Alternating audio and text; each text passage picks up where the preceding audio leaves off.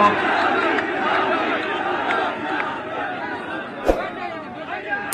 सीवान, गोपालगंज, चंपारण, ये सब गोरखपुर से लगा हुआ क्षेत्र है।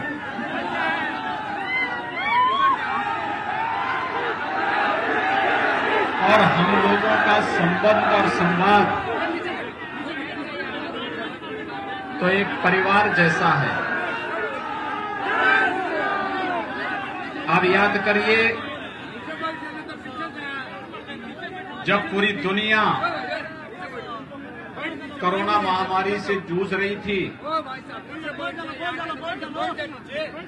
भारत में भी आदरणीय प्रधानमंत्री मोदी जी के नेतृत्व में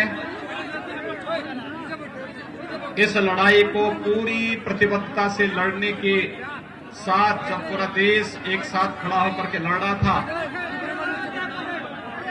तब उत्तर प्रदेश और बिहार के बहुत सारे लोगों को वापस अपने घर के लिए, गांव के लिए आने के लिए मजबूर होना पड़ा था। मुझे याद है जब लॉकडाउन के दौरान दिल्ली से, महाराष्ट्र से, पंजाब से, राजस्थान से और अन्य राज्यों से बिहार, बंगाल, झारखंड के नागरिक आजीविका छूटने के बाद वापस अपने गांव के लिए आ रहे थे। भले किसी राज्य ने उन्हें सम्मान दिया हो न दिया हो, लेकिन उत्तर प्रदेश में जब लोग आ रहे थे तो मैंने एक ही घोषणा की थी। मैंने कहा भी देखो, बिहार के लोग हमारे अपने लोग हैं।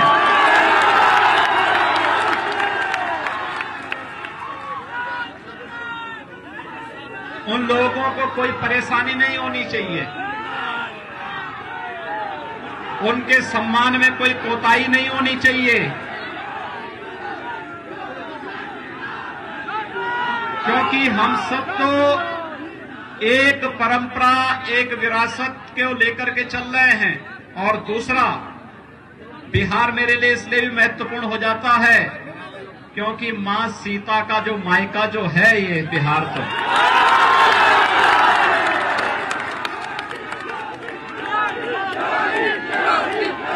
भाइयों बहनों, वह समय हमारे लिए कष्टकारी था, लेकिन साथ साथ देश और दुनिया को पहचानने का एक अवसर भी था कि संकट के समय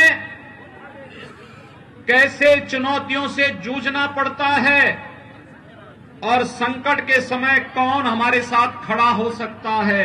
और भाइयों बहनों, प्रधानमंत्री मोदी जी के नेतृत्व में कोरोना के खिलाफ जो लड़ाई भारत ने लड़ी है, आप सब ने लड़ी है, मैं इसके लिए आप सबका अभिनंदन करता हूं, आप सबका स्वागत करता हूं। और मेरी आप सबसे अपील होगी, बीमारी काफी कम हुई है, नियंत्रित हुई है काफी हद तक, लेकिन इस बीमारी का संक्रमण तेजी के साथ बढ़ता है।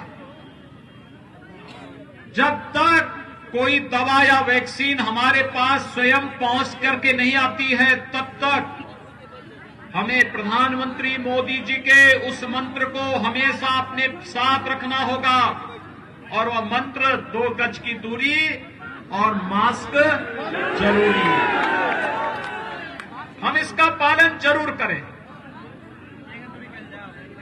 बीमारी थी, दुनिया की बड़ी बड़ी ताकतें पस्त हो गई, लेकिन प्रधानमंत्री मोदी जी के संकल्प और दृढ़ इच्छा शक्ति के सामने बीमारी पस्त हो गई।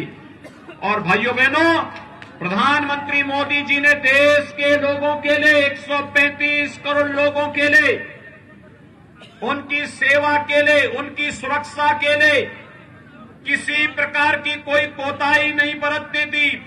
लॉकडाउन प्रारंभ होते ही 1,75,000 करोड़ रुपए का गरीब कल्याण पैकेज की घोषणा करके एक व्यवस्था दी। हर गरीब को मुफ्त में राशन मिलना चाहिए। जनधन अकाउंट धारी हर माता के खाते में 500 रुपए महीने जाएगा। हर किसान के खाते में 2,000 रुपए जाएगा।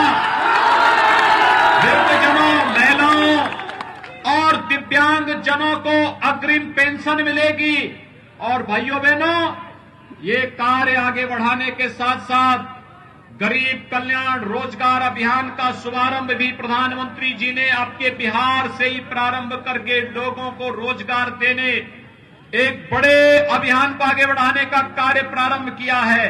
और मैं आप सबसे अपील करूंगा, मोदी जी पे विश्वास करिए। मोदी जी के नेतृत्व में भारत दुनिया की महाताकत बनेगा और दुनिया के अंदर मानवता के कल्याण का मार्ग भी प्रशस्त करेगा। याद करिए, आज से 15 वर्ष पहले इसी सीवान के अंदर क्या कुछ घटित होता था।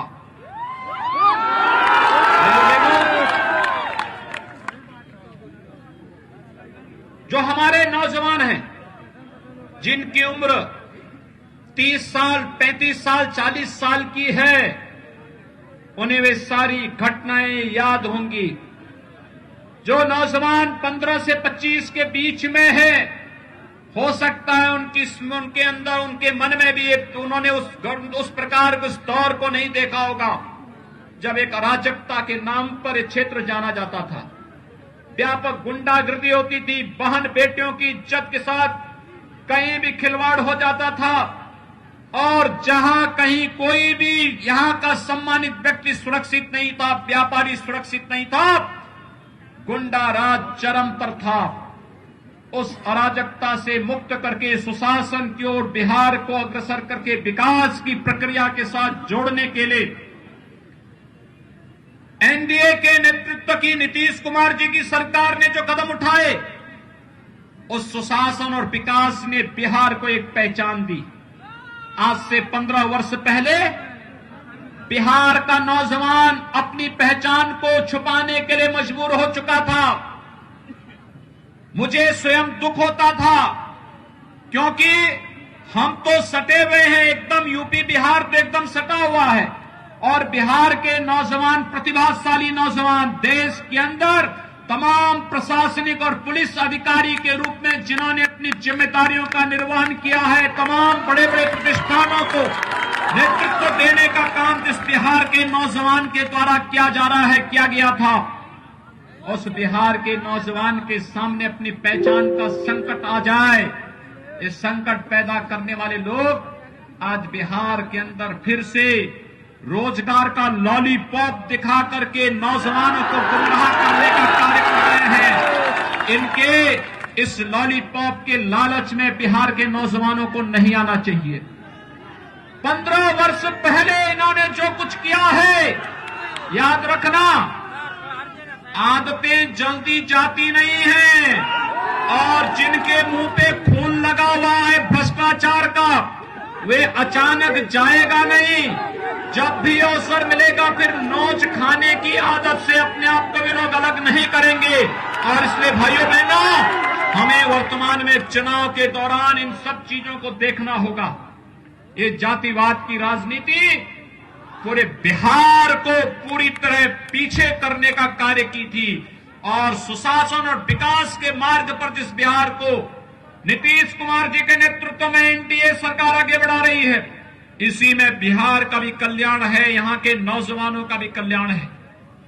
याद करिए आज बिहार के अंदर किस प्रकार की स्थितियां पैदा हुई, पूरे देश के अंदर किस प्रकार का परिवर्तन हुआ। 1947 में देश आजाद होता है और 2014 तक देश के अंदर गरीबों के लिए मकान नहीं, गरीबों के लिए रसोई गैस के सिलेंडर नहीं, गरीबों के लिए उपचार की व्यवस्था नहीं, गरीबों के लिए कोई भी ऐसी सुविधा देखने को नहीं मिलती थी जिसके बारे में कहा जाए कि गरीबों के लिए चलाई जाने वाली योजनाएं हैं। प्रधानमंत्री मोदी जी जब 2014 में प्रधानमंत्री पद की शपथ लेने के बाद उनसे मीडिया ने पूछा क्या आपका एजेंडा होगा, उन्होंने कहा कि मेरा एजेंडा तो पहले से है, सबका साथ और सबके विकास का है। एजेंडा सबका साथ और सबके विकास का है। लोगों की समझ में नहीं आता था कि क्या है सबका साथ सबके विकास का, लेकिन जब एक एक करके योजनाएं बनती गई, पहला काम हुआ जनधन अकाउंट में हर गरीब का बैंक में खाता खुल जाना। भाइयों बहनों, कितना बड़ा कार्य कोरोना कालखंड में इन खातों ने किया है। याद करिए, इस देश के एक पूर्व प्रधानमंत्री थे स्वर्गीय राजीव गांधी जी। वे कहा करते थे, 100 रुपये भेजता हूं, नीचे केवल गरीब के खाते में 10 रुपया जाता है, 90 रुपये बिचौलिए और उनके दलाल खा जाते थे। कांग्रेस लाचार थी क्योंकि दलालों से घिरी हुई थी, भ्रष्टाचारियों से घिरी हुई थी। लेकिन आज प्रधानमंत्री मोदी जी ने हर गरीब का बैंक में खाता खुलवा करके कह दिया, एक गरीब के लिए अगर 100 रुपये भेजूंगा तो इस 100 रुपया सीधे उस गरीब के खाते में जाएगा, इसमें कोई बीच में बिचौलिया या भ्रष्टाचारी डकैती नहीं डाल पाएगा। यह है परिवर्तन। 6 वर्ष में देश के अंदर 3 करोड़ गरीबों का मकान बन जाना, प्रधानमंत्री आवास योजना में एक आवास मिल जाना, 4 करोड़ गरीबों को विद्युत के निःशुल्क कनेक्शन मिल जाना, 8 करोड़ गरीबों को रसोई गैस के कनेक्शन मिल जाना, 12 करोड़ किसानों को किसान सम्मान निधि का लाभ मिल जाना, 33 करोड़ नौजवानों को प्रदेश के अंदर स्किल मिशन के अंतर्गत, स्टार्टअप के अंतर्गत, मेक इन इंडिया के अंतर्गत, डिजिटल इंडिया के अंतर्गत रोजगार के साथ जोड़ने की व्यवस्था करना, प्रधानमंत्री मुद्रा योजना से लोन की व्यवस्था करके स्वरोजगार के साथ जोड़ना, और भाइयों बहनों 50 करोड़ गरीबों को 5 लाख रुपए सालाना स्वास्थ्य बीमा का कवर दे देना। ये प्रधानमंत्री मोदी जी के कारण ही संभव हो पाया है। देश के अंदर गरीब कल्याण पैकेज के अंतर्गत 80 करोड़ गरीबों को राशन की सुविधा का लाभ देने के लिए पैसा उपलब्ध कराने प्रधानमंत्री मोदी जी के कारण संभव हो पाया। और भाइयों बहनों, मोदी जी ने कहा था 5 साल गरीबों के लिए, इसमें गांव, गरीब, किसान, नौजवान, महिलाएं उनके एजेंडे का भाग होंगी, और अगले 5 साल देश की समृद्धि और भारत को दुनिया की एक महाताकत बनाने के लिए। याद करिए, कांग्रेस के समय जब कोई पाकिस्तान प्रायोजित आतंकवाद भारत पे हमला करता था, तो क्या स्थिति होती थी? देश मांग करता था पाकिस्तान को जवाब दो, और कांग्रेस के नेता कहते थे नहीं नहीं, पाकिस्तान को छेड़ेंगे नहीं, कहीं वो ऐसा नहीं कि एटम बम का प्रयोग कर देगा। यानी हमारे लोग मारे जा रहे थे, हमारे जवानों पर हमले होते थे, लेकिन कांग्रेस के लोग देश की जनता को गुमराह करके पाकिस्तान के प्रति सहानुभूति व्यक्त करते थे। और आज अगर पाकिस्तान दुस्साहस करता है तो पाकिस्तान के अंदर घुस करके भारत की सेना पाकिस्तान को पूरी तरह नेस्तनाबूद करने का कार्य करती है। और इमरान खान पाकिस्तान का प्रधानमंत्री दुनिया के अंदर जान की भीख मांगते मांगते फिरता है कि भारत से बचा दो। यह है भारत के जवानों का शौर्य और पराक्रम, यह है न्यू इंडिया, यह है नया भारत। और भाइयों बहनों, ये कांग्रेस तो देश के अंदर आतंकवाद को और नक्सलवाद को बढ़ावा दी है। ये जो अपराधी, यहां का भी एक दुर्दांत अपराधी जेल के अंदर सड़ रहा है, इन अपराधियों को पालने का काम कांग्रेस और राजद ने किया था। लेकिन आज भारतीय जनता पार्टी नेतृत्व की केंद्र की सरकार कश्मीर के अंदर धारा 370 को समाप्त करके, कश्मीर के अंदर आपने देखा होगा परसों एक आदेश जारी हुआ भारत सरकार से, अगर सीवान का कोई नौजवान भी जम्मू कश्मीर के अंदर, श्रीनगर के अंदर मकान बनाना चाहता है तो आपको यह अनुमति वहां मिल गई है। कौन रोक सकता है? भारतीय जनता पार्टी ने तो डॉक्टर श्यामा प्रसाद मुखर्जी के नेतृत्व में नारा दिया था, एक देश में 2 प्रधान, 2 निशान और 2 विधान नहीं चलेंगे, नहीं चलेंगे। और उस संकल्प को पूरा किया प्रधानमंत्री मोदी जी ने और गृह मंत्री अमित शाह जी ने। आज कश्मीर में धारा 370 समाप्त करके आतंकवाद की ताबूत पे अंतिम कील ठोकने का कार्य जहां गृह मंत्री अमित शाह जी ने किया है, वहीं भारत सरकार ने अब भारत के किसी भी नागरिक को जम्मू कश्मीर में पूरी तरह सम्मान के साथ वहां पर बसने की पूरी छूट दे दी है। अगर बिहार का नौजवान श्रीनगर के अंदर कार्य कर रहा है, सर्विस कर रहा है, सेना में, पुलिस में, प्रशासनिक सेवा में या व्यवसाय कर रहा है, क्योंकि बिहार कहां नहीं है, पूरी दुनिया में तो बिहार छाया हुआ है। अगर वहां पर भी अगर आप बसना चाहेंगे, इससे पहले अनुमति नहीं थी। 1952 में 370 को लागू करके कांग्रेस ने देशवासियों के लिए जम्मू कश्मीर में जाने के रास्ते बंद कर दिए थे, लेकिन प्रधानमंत्री मोदी जी ने रास्ते खोले हैं। एक भारत श्रेष्ठ भारत की परिकल्पना प्रधानमंत्री मोदी जी की। और भाइयों बहनों, आप सबके लिए, पूरे देशवासियों के लिए इससे बड़ी गौरव की बात क्या हो सकती है।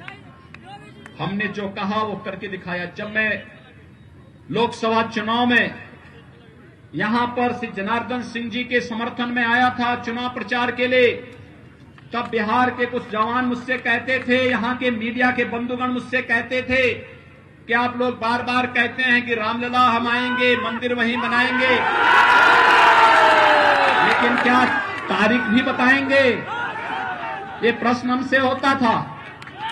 और भाइयों बहनों, मेरी हार्दिक इच्छा थी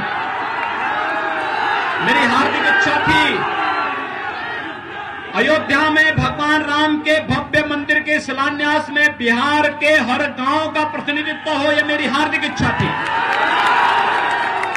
लेकिन एक कोरोना संक्रमण के दायरे, कोरोना महामारी के नाते भाइयों बहनों, हमने शुभ मुहूर्त में संजोग, आप देखिए कितना अच्छा संजोग बैठता है। 5 अगस्त 2019 कश्मीर से धारा 370 सदैव के लिए समाप्त हो जाती है और 5 अगस्त 2020 500 वर्षों का हिंदू समाज के जो भावनाएं थी, जो टीस थी, उस टीस को दूर करते हुए प्रधानमंत्री मोदी जी के द्वारा अयोध्या में भगवान राम के भव्य मंदिर के निर्माण का शिलान्यास कर दिया जाता है। 5 अगस्त 2020 अयोध्या में भगवान राम के भव्य मंदिर के निर्माण का मार्ग प्रशस्त होता है। ये चीजें बताती हैं कि भारतीय जनता पार्टी जो कहती है वो करके दिखा देती है, और हम लोगों ने करके दिखाया। अगर यहां पर एनडीए की सरकार नहीं होती, नीतीश कुमार जी मुख्यमंत्री नहीं होते, तो यहां का माफिया जेल के अंदर सड़ना नहीं होता। वो भी सत्ता के गलियारों में रह करके बिहार के अंदर मुंह पर खसोट के एक नई यहां की पीढ़ी को खराब कर रहा होता। और भाइयों बहनों, हमने तो उत्तर प्रदेश में इन माफियाओं के छाती पर ही बुलडोजर चलाना शुरू कर दिया। ये गुंडे और अपराधियों के लिए कोई जगह नहीं। इन्होंने गरीबों को लूटा है, व्यापारियों को लूटा है, व्यापक अराजकता फैलाई है, विकास के कार्यों को इन्होंने लूट करके विकास से वंचित किया है। और इसलिए कानून के दायरे में रह करके जितनी सख्त कार्रवाई इनके खिलाफ की जा सकती है, उतनी सख्त कार्रवाई इनके खिलाफ की जानी चाहिए, और एक कार्रवाई हम लोग कर रहे हैं। और मैं फिर आपसे कहने के लिए आया हूं कि भाइयों बहनों, विकास, बिहार का विकास और बिहार का उत्थान नीतीश कुमार जी के नेतृत्व में एनडीए सरकार ही करेगी। और इससे भारतीय जनता पार्टी ने श्री देवेश कांत सिंह जी को अपने प्रत्याशी के रूप में आपके बीच में यहां पर उतारा है। भाइयों बहनों, मैं आप सबसे अपील करने के लिए आया हूं। देवेश कांत जी भारतीय जनता पार्टी के सर्वथा योग्य प्रत्याशी के रूप में आपके बीच में हैं, और आप सबसे मैं अपील करूंगा, ये आयोजन बिहार विधानसभा का चुनाव तब हो रहा है जब हमारे पर्व और त्योहार भी साथ साथ चढ़ते जा रहे हैं। अभी आपने शारदीय नवरात्रि और विजयादशमी के आयोजन को संपन्न किया है और अभी दीपावली आने वाली है, फिर छठ का पूजन आने वाला है। ये सभी आयोजन एक साथ भव्यता के साथ मनाने हैं। तो अपने पर्व और त्योहार को जितनी भव्यता के साथ आप मनाने की तैयारी कर रहे हैं, भाइयों बहनों, उतनी ही भव्यता के साथ लोकतंत्र के पर्व को भी मनाने की आवश्यकता है और मनाने के लिए आवश्यक है उस प्रकार के योग्य पात्र प्रत्याशी को ही हम अपना वोट देंगे। ये लोकतंत्र की ताकत आपकी बहुत बड़ी ताकत है। इस ताकत का बेजा इस्तेमाल मत होने दीजिए। ये ब्रह्मास्त्र है और ब्रह्मास्त्र का उपयोग लोकहित में होता है, देश हित में होता है। हमारे लिए पूरा देश परिवार है। भारतीय जनता पार्टी के लिए पूरा बिहार एक परिवार है और इसीलिए यहां पर जातिवाद और परिवारवाद और वंशवाद की राजनीति नहीं होती। जिन्होंने वंश को और परिवार को ही पार्टी और देश बना दिया हो और गरीबों को कुछ देने की बजाय, लोक कल्याण का कार्य करने और विकास के कार्यों को करने की बजाय व्यापक भ्रष्टाचार फैलाया हो और भाइयों बहनों, मनुष्य की बात तो दूर, मूक पशुओं के भी चारे को जिन्होंने चट कर दिया हो, वे रोजगार की बात क्या आपके बीच में करेंगे। और इसलिए भाइयों बहनों, आप सबसे मेरी अपील है, श्री देवेश कांत सिंह जी को कमल चुनाव चिन्ह पर भारी बहुमत से विजयी बनाने की अपील आप सबसे मैं आपसे यहां पर करने के लिए आया हूं। सीवान के लोग चूंकि मेरे पड़ोसी प्रदेश के पड़ोसी जनपद से हैं और इसलिए आप सबसे कहूंगा, जितने भी सीमांत जनपद में भाजपा, जदयू और एनडीए के प्रत्याशी चुनाव लड़ रहे हैं, आज तो हर नौजवान के पास स्मार्टफोन है। अपने स्मार्टफोन का इस्तेमाल करिए और सबको बोलिए, हर एक को बताने की आवश्यकता है कि जहां भी एनडीए के प्रत्याशी हैं, उन्हें उनके चुनाव चिन्ह पर ही वोट देकर के बिहार की अस्मिता बचाने की आवश्यकता है। बिहार के विकास और सुशासन के मॉडल को आगे बढ़ाने की आवश्यकता है। यही अपील करते हुए 3 नवंबर को होने वाले चुनाव में श्री देवेश कांत जी को भारी बहुमत से कमल चुनाव चिन्ह पर जिताने की अपील करते हुए वाणी को देता हूं विराम। जय जय श्री राम।